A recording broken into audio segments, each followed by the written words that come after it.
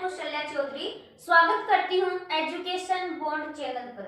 Friends, last class में हमने व्यंजन संधि पढ़ी थी। ओके, व्यंजन संधि, जिसमें हमने व्यंजन संधि के 4 रूल कंप्लीट किए थे।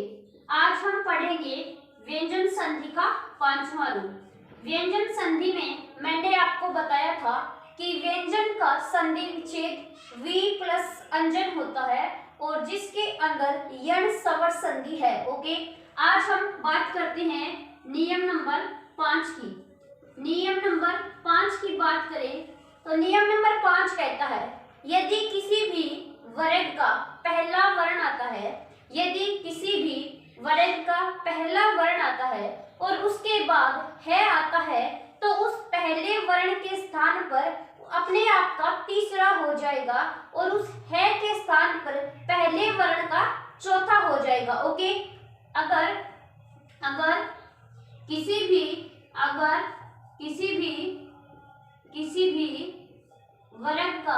किसी भी वर्ग का पहला वर्ण आता है। ओके, पहला वर्ण आता है, प्लस में है आता है। ओके, है आता है। अगर किसी भी वर्ग का पहला वर्ण आता है, उसके बाद सेकंड जो पद होता है उसकी शुरुआत है से होती है, तो इस पहले वर्ण के स्थान पर तो तीसरा हो जाएगा, इसके स्थान पर इसका तीसरा हो जाएगा और इस है के स्थान पर इसका चौथा हो जाएगा। ओके, इसका चौथा हो जाएगा। जैसे एग्जाम्पल की बात करें, जैसे एग्जाम्पल वाक प्लस हरण। ओके, वाक प्लस हरण एग्जाम्पल है, वाक प्लस हरण। ओके, देखते हैं अगर किसी भी वर्ग का पहला वर्ण, ये कै वर्ग का पहला आया हुआ है। ओके, कै वर्ग का पहला आया हुआ है और सेकंड पद के अंदर है से शुरुआत हो रही है। ओके, है से शुरुआत हो रही है, तो इसका तीसरा हो जाएगा, ये होगा ग। ओके, इसका तीसरा हो जाएगा और इस है का इसका चौथा हो जाएगा, जो कि होगा घ। ध्यान रखना, इस प्रकार जब इन ग और घ को हम यहाँ पर रखेंगे तो ये बनेगा वाग्घरण। ओके, वाग्घरण।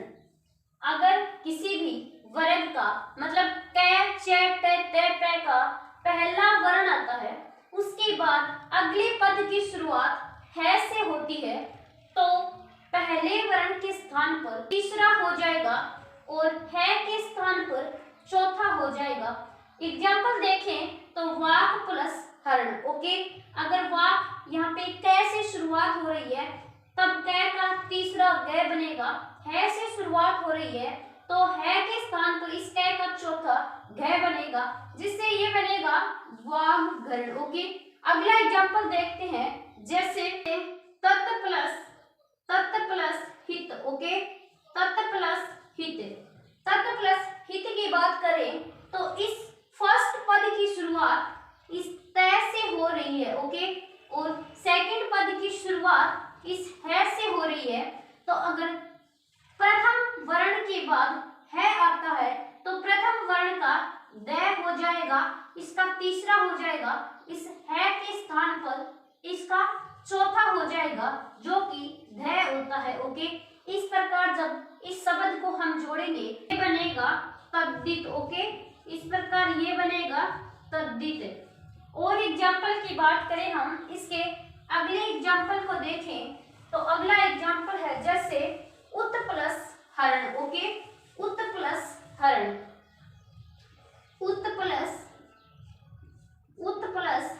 ओके, अगर तय के बाद है आया है तो इस तय का तीसरा यानी द हो जाएगा। ओके, और इस है का इसका चौथा यानी ध हो जाएगा। इस प्रकार ये शब्द बनेगा, ये बनेगा उद्धरण। ओके, उद्धरण। बात करते हैं व्यंजन संधि के 5वें नियम की। अगर किसी भी वर्ग का पहला वर्ण कै च ट त प आता है और उसके बाद अगले पद की शुरुआत शुरुआत है से होती है तो पहला तीसरे में बदल जाएगा और जो ये है इसके स्थान पर इस पहले का चौथा हो जाएगा। उदाहरण जैसे उत प्लस हरण, यहाँ पर तय फर्स्ट पद है, फर्स्ट वर्ण है, इसका तीसरा द हो जाएगा और यहाँ पर है इसके स्थान पर इसका चौथा यानी ध हो जाएगा। जब ये इनके स्थान पर रखेंगे तो ये बनेगा उद्धरण। ओके, इसका शुद्ध उच्चारण उद्धरण। ओके, अगले रूल की बात करते हैं। नियम नंबर 6 की बात करें तो अगर कोई भी स्वर आता है, स्वर के बाद अगर 6 से उसकी शुरुआत होती है, ओके, अगर कोई भी स्वर आता है और स्वर के बाद जो अगला पद होता है उसकी शुरुआत 6 से होती है तो दोनों के बीच 6 का आगमन हो जाएगा। दोनों के बीच अगर कोई भी स्वर आता है, ओके, कोई भी स्वर और जो सेकंड हमारा पद होता है उसकी शुरुआत 6 से होती है, ओके, 6 से होती है तो इन दोनों के बीच 6 का आगमन हो जाएगा। 6 का आगमन, ओके, 6 का आगमन, 6 का आगमन। एग्जाम्पल देखें इसके तो V प्लस छेद, ओके, V प्लस छेद, जैसे V प्लस छेद, ओके, V प्लस छेद। हम इसमें देखते हैं कि कोई भी स्वर आता है, स्वर के बाद 6 से शुरुआत होती है तो देखो इसमें V यानी ई स्वर आया हुआ है जो कि छोटी ई है। उसके बाद अगले पद की शुरुआत 6 से हो रही है, ओके, यहाँ पर 6 आया हुआ है तो इन दोनों के बीच 6 का आगमन हो जाएगा। 6 का आगमन से तात्पर्य है इन दोनों के बीच 6 जुड़ जाएगा, ओके, जैसे ये होगा विच्छेद, ओके, ये होगा विच्छेद, ये होगा विच्छेद। एक अदर एग्जांपल देखें जैसे अनु प्लस छेद, ओके, अनु प्लस छेद, सेम कंडीशन यहाँ पर अप्लाई हो रही है। नु में यहाँ पर उ स्वर है, 6 से शुरुआत हो रही है तो दोनों के बीच 6 का आगमन हो जाएगा। इस प्रकार ये बनेगा अनुच्छेद, ओके, इस प्रकार ये बनेगा अनुच्छेद। इसी प्रकार अगला एग्जांपल जैसे आ प्लस छादन, आच्छादन, ओके, जैसे आ प्लस छादन, ओके, आ प्लस छादन। सेम यहाँ आ स्वर है, छा यानी 6 से शुरुआत हो रही है सेकंड पद की, यहाँ पर भी 6 का आगमन हो जाएगा। इस प्रकार ये बनेगा आच्छादन, ओके, ये बनेगा आच्छादन, ये बनेगा आच्छादन। नियम नंबर 6, ओके, नियम नंबर 6 कहता है कोई भी स्वर आता है, फर्स्ट पद में कोई भी स्वर आता है और सेकंड पद की शुरुआत 6 से हो रही हो, अगर ऐसी कंडीशन अप्लाई हो रही है तो उन दोनों के बीच 6 का आगमन हो जाएगा, ओके, उन दोनों के बीच 6 का आगमन हो जाएगा। एग्जाम्पल जैसे V प्लस छेद, ओके, V प्लस छेद, यहाँ पर ई है और यहाँ पर 6 है, ये कंडीशन अप्लाई हो रही है तो यहाँ पर 6 का आगमन हुआ है। इस प्रकार ये बनेगा विच्छेद, ओके, अनु प्लस छेद, यहाँ पर भी उ स्वर है, 6 यहाँ पर शुरुआत हो रही है सेकंड पद की, इस प्रकार ये बनेगा अनुच्छेद, ओके। यहाँ पर आया है आ प्लस छादन, यहाँ पर आ स्वर है, 6 से शुरुआत हो रही है, इस प्रकार 6 का आगम होगा। जैसे ही 6 का आगम होगा यहाँ पर बनेगा आच्छादन, ओके। रूल नंबर 7 की बात करते हैं। रूल नंबर 7 कहता है अगर सम के बाद क्री धातु से बना कोई भी शब्द आता है, सम के बाद क्री धातु से बना कोई भी शब्द आता है, ओके, अगर सम के बाद क्री धातु से बना कोई शब्द आता है, क्री धातु से बना शब्द जैसे कार, कर्ता, कर्म, करण, कृत, कृति, ओके, अगर ऐसे शब्द सम के बाद आते हैं, ये शब्द सीमित शब्द होते हैं, ओके, यही शब्द आएंगे जैसे कार, कृति, कृता, करण, ओके। इस प्रकार के अगर शब्द आते हैं तो उन दोनों के बीच दंत्य श का, ओके, दंत्य श का आगमन हो जाता है। ये दंत्य श ओके, ध्यान रखना ये मूर्धन्य स होता है और ये दंत्य स होता है। तो रूल नंबर 7 की बात करते हैं। अगर सम के बाद क्री धातु से बना शब्द, क्री धातु से बना शब्द, ओके, क्री धातु से बना शब्द आता है। जैसे क्री धातु से बने शब्दों की बात करें तो जैसे कृति, कार, कर्म, कर्ता, करण, ये सब शब्द क्री धातु से बने हुए शब्द है। अगर सम के बाद ये शब्द आते हैं तो इनकी जगह दंत्य स का आगमन हो जाएगा, ओके, दंत्य स का आगमन हो जाएगा। जैसे एग्जाम्पल की बात करते हैं, जैसे सम प्लस कृति, ओके, सम प्लस कृति, ये उदाहरण है। सम के बाद क्री धातु से बना कोई भी शब्द आता है, सम के बाद क्री धातु से बना कोई शब्द आता है, यानी यहाँ पर कृति आया हुआ है जो कि क्री धातु से बना हुआ एक शब्द है। अगर ये रूल अप्लाई हो रहा है तो यहाँ पर इस दंत्य स का आगमन हो जाएगा। तो इन दोनों के बीच हम दंत्य स का आगमन करवाएंगे तो ये बनेगा संस्कृति, ओके, ये बनेगा संस्कृति, ओके, ये बनेगा संस्कृति। जैसे दूसरा एग्जांपल, ओके, सम प्लस कार, ओके, सम प्लस कार, अगर सम के बाद क्री धातु से बना हुआ कोई शब्द, यानी कार शब्द आया हुआ है जो कि क्री धातु से बना हुआ है, अगर ये आता है तो यहाँ पर भी दंत्य स का आगम हो जाएगा और इस प्रकार ये बनेगा संस्कार, ओके, इस प्रकार ये बनेगा संस्कार। एक अगला नियम इसी का और है कि अगर परी के बाद, ओके, इसी का है, अगर परी के बाद क्री धातु से बना कोई शब्द आता है, याद रखिएगा, सम के बाद क्री धातु से बना कोई शब्द आता है तो दंत्य स का आगम होगा, जबकि परी के बाद अगर क्री धातु से बना कोई शब्द आता है तो वहां पर मूर्धन्य स का आगम होगा, ओके, मूर्धन्य स का आगम होगा। ये रूल नंबर 8 है। आगे रूल नंबर 8 की बात करें, यदि परी के बाद क्री धातु से बने, ओके, परी के बाद क्री धातु से बने कोई शब्द आता है, परी के बाद क्री धातु से बना कोई शब्द आता है तो इन दोनों के बीच मूर्धन्य स का आगमन हो जाता है, मूर्धन्य स का आगमन हो जाता है। उदाहरण के लिए जैसे परी प्लस कार, ओके, परी प्लस कार, जिसमें परी के बाद कार आया है, ओके, कार जो कि क्री धातु से बना हुआ शब्द है।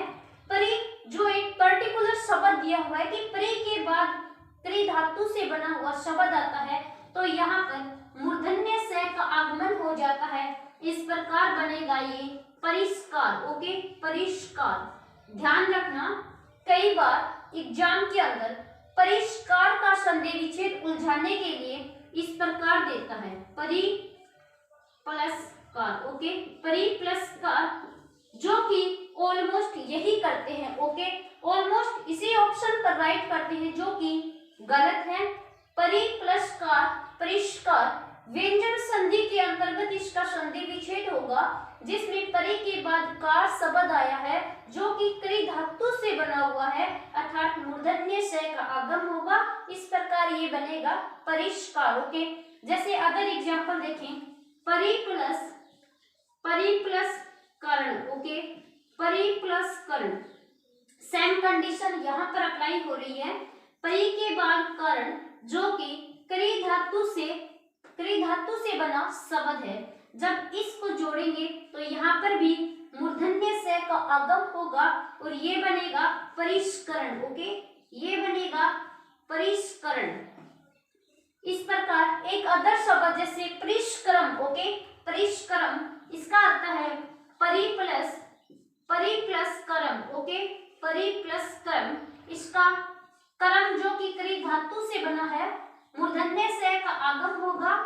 प्रकार ये बनेगा परिष्क्रम। ओके, ये बनेगा परिष्क्रम। नियम नंबर 8 कहता है परी के बाद क्री धातु से बना कोई भी शब्द आता है, परी के बाद क्री धातु से बना कोई शब्द आता है तो उन दोनों के बीच मूर्धन्य से का आगम होगा। जैसे परी प्लस कार परिष्कार, परी प्लस करम परिष्करम, परी प्लस करण परिष्करण। जबकि रूल नंबर 7 ये कहता है अगर सम के बाद क्री धातु से बना कोई शब्द आता है, अगर सम के बाद क्री धातु से बना कोई शब्द आता है तो यहाँ पर दंत्य से का आगम होगा, दंत्य से का आगम होगा। जैसे सम प्लस कार संस्कार। ओके, सम प्लस कृति संस्कृति। ओके, अगले रूल की बात करें, रूल नंबर 9 की बात करें तो अगर से या तय के बाद, से या तय के बाद से या चैवर्ग आता है, अगर से या तैवर्ग के बाद, से या तैवर्ग के बाद अगर से या चैवर्ग। ओके, से या चैवर्ग, अगर से या तैवर्ग के बाद, अगर दंत्य श और तैवर्ग के बाद अगर से और चे वर्ग आता है, चे जिसे हम संघर्षशील वर्ग बोलते हैं, अगर संघर्षशील वर्ग आता है तो ये से इस से में बदल जाएगा और ये तय इस चे में बदल जाएगा। ओके, कहने का तात्पर्य है ये से इस से के अकॉर्डिंग चेंज होगा और ये तय इस चे के अकॉर्डिंग चेंज होगा। उदाहरण है जैसे उत प्लस चारण। ओके, उदाहरण है इसका उत प्लस चारण। ओके, यहाँ पर तय आया हुआ है। ओके, यहाँ पर तय आया हुआ है, बाद में चे वर्ग आया हुआ है, तो मैंने बताया ये तय इस चे के अकॉर्डिंग चेंज होगा तो ये इसके अकॉर्डिंग चेंज होगा तो यहाँ पर सैम आएगा। ओके, सैम आएगा, इस प्रकार ये बनेगा उच्चारण, ये बनेगा उच्चारण। ओके, अगर से या तय के बाद, से या तय के बाद से या चे वर्ग आता है तो ये तय इस चे वर्ग में चेंज हो जाएगा, ये से इस से में चेंज हो जाएगा। जैसे उत प्लस चारण। ओके, उत प्लस चारण, यहाँ पर तय वर्ग है, यहाँ पर चे वर्ग है, ये तय इस चे के अकॉर्डिंग चेंज होगा, इस प्रकार यहाँ पर बनेगा उच्चारण। सेकंड एग्जांपल जैसे सत प्लस चित्त। ओके, सत प्लस चित्त, मैंने बताया तय के बाद चे वर्ग आता है तो तय अगले चे वर्ग के अनुसार चेंज होता है तो ये यहाँ पर चे का आगम वापस होगा, इस प्रकार बनेगा ये सचित। ओके, इस प्रकार बनेगा सचित। अगले उदाहरण की बात करें, हम जैसे उद प्लस ज्वल। ओके, उद प्लस ज्वल, उद प्लस ज्वल। ओके, यहाँ पर क्या है कि तय वर्ग का दय आया हुआ है। ओके, तय वर्ग का दय आया हुआ है, उसके बाद चे वर्ग का जय आया हुआ है।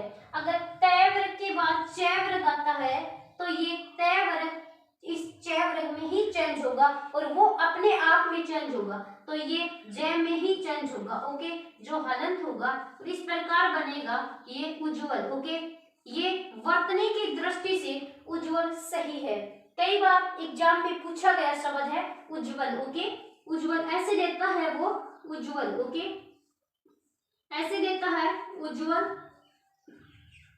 कई बार उज्जवल इस प्रकार से वो ऑप्शन देता है और इनमें से हमें कई बार पता नहीं लगता, इस प्रकार ध्यान रखना ये उज्जवल सही होगा जो कि संधि के अकॉर्डिंग है। ओके, जो कि संधि के अकॉर्डिंग है। संधि हमेशा अर्थवान शब्दों की होती है और एक इम्पोर्टेंट पॉइंट जो मैं हर बार बताती हूँ कि हर संधि में समास होगा। ओके, हर संधि में समास होगा लेकिन जरूरी नहीं हर समास में संधि हो, जरूरी नहीं हर समास में संधि हो। अगले नियम की बात करते हैं, अगर ये हमने शय या तैवरक के बाद अगर शय या चैवरक आता है तो शय के अंदर और तय अपने चैवरक में अपने आप में चेंज हो जाता है। रूल नंबर 10 की बात करते हैं। रूल नंबर 10 की बात करते हैं तो स या तैवरक के बाद, ओके, स या तैवरक के बाद अगर या तैवरक आता है, ओके, थोड़ा सा चेंज हुआ है इसमें, शय तैवरक सेम है जबकि स भी सेम है, वहां पर चैवरक था और यहाँ पर तैवरक है, ओके। तो इस तैवरक का ये अपने आप में तैवरक हो जाएगा और इस स का ये स हो जाएगा, ओके। जैसे उदाहरण देखते हैं, जैसे मित प्लस टी, ओके, मित प्लस टी। देखते हैं तैवरक के बाद अगर तैवरक आता है तो ये अपने आप में चेंज हो जाएगा, इस प्रकार ये बनेगा मिट्टी, ओके, ये बनेगा मिट्टी। दो शब्द हैं, जैसे एक शब्द है मिट्टी, ओके, मिट्टी, सेकंड शब्द है सैम मिट्टी, ओके, मिट्टी। ध्यान रखना उच्चारण की दृष्टि से दोनों ही शब्द सही है, लेकिन वर्तमान में वर्तनी की दृष्टि से ये शब्द सही है। उच्चारण की दृष्टि से दोनों ही शब्द सही है, लेकिन वर्तनी की दृष्टि से लिखित रूप ये सही है। मैंने बताया था जब वर्ण पढ़ाए थे वर्ण विचार के अंदर की बनावट के आधार पर जो ये टेढ़े मेढ़े होते हैं, ओके, ऊंच वालों की बात करें जैसे फ क होते हैं, जो ये टेढ़े मेढ़े होते हैं, तो इनको हलंत करने के लिए हम इनके साथ कोई भी छेड़खानी नहीं करेंगे। ये क्लास देखने के लिए आप पहले वाली क्लास को देखें, तब ये समझ आएगा। उसके बाद उदाहरण देखते हैं हम, जैसे उद प्लस डयन, सेम कंडीशन यहाँ पर अप्लाई हो रही है कि तैवरक के बाद यहाँ पर ड आया हुआ है जो कि तैवरक का है, तैवरक आता है जो कि तैवरक का ड आया हुआ है, तो ये अपने आप में चेंज हो जाएंगे। इस प्रकार ये बनेगा ड, ओके, ये बन जाएगा उड्डयन, ओके, उड्डयन। इसको हम इस प्रकार से भी लिख सकते हैं उड्डयन, ओके। अगले रूल की बात करते हैं, रूल नंबर 11 की। 10 नंबर रूल मैंने बताया, यदि श तय के बाद स या तैवरक आता है तो श में और तैवरक में चेंज हो जाता है। 11 नंबर रूल की बात करें, अगर ई या ऊ के बाद, ओके, ई या ऊ के बाद दंत्य, ई या ऊ के बाद दंत्य वर्ण आते हैं, ओके, ई या ऊ के बाद दंत्य वर्ण आते हैं, ई या ऊ के बाद दंत्य वर्ण आते हैं, तो इन दंत्य वर्ण को हम मूर्धन्य में चेंज कर देंगे, ओके, इन दंत्य वर्ण को मूर्धन्य में चेंज कर देंगे। अगर यहाँ पर ये श आता है तो हम ये श आता है तो इस श को हम ये स कर देंगे, ओके।